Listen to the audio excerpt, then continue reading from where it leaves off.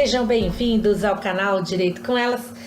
Hoje aqui no nosso encontro semanal sobre direito do consumidor, vou conversar com vocês sobre consumidor por equiparação ou os bystanders. Vocês já ouviram falar nisso? Todo mundo acha que consumidor é só aquela pessoa física ou jurídica que adquire ou utiliza produto ou serviço como destinatário final. Isso é o que está escrito lá no artigo 2º do Código de Defesa do Consumidor.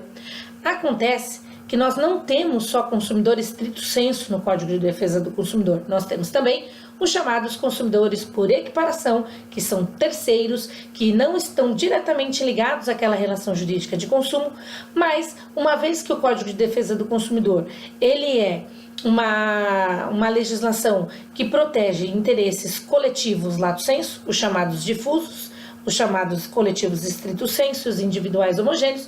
Em algumas situações, nós temos aí consumidores que não participaram diretamente da relação jurídica de consumo, mas estão tão protegidos quanto aqueles que participam diretamente, que são os consumidores estrito sensu.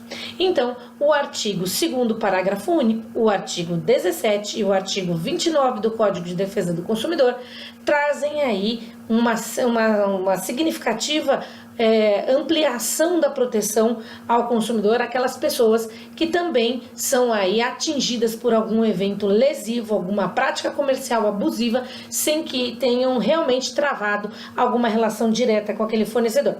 Para a gente dar um exemplo, para que vocês saibam quando isso pode acontecer, quando nós estamos diante dos chamados bystanders, consumidores bystanders, nós vamos dar alguns exemplos práticos para que fique claro essa conceituação para os senhores.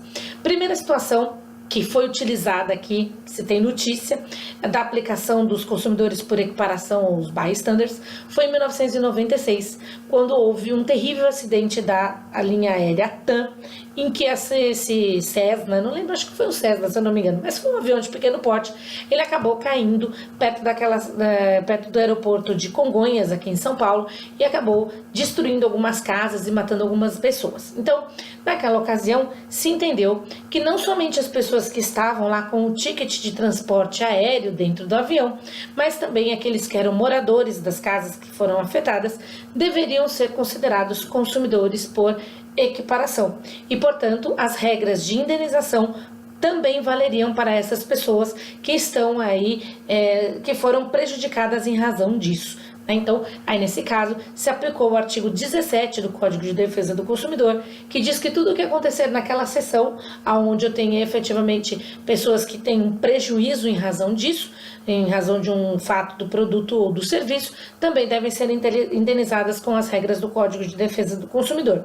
Uma outra situação, onde também foi aplicado o Código de Defesa do Consumidor, há muitos anos atrás, lá na cidade de Osasco, no município de Osasco, houve uma explosão num shopping center durante o período da tarde, onde muitas pessoas usavam aquele shopping como forma de passagem, porque ele é perto da estação de trem e tem um terminal de ônibus ali perto. Então, no momento da explosão, tinham várias pessoas atravessando por dentro do shopping sem que efetivamente estivessem aí comprando ou usando o shopping para outra finalidade.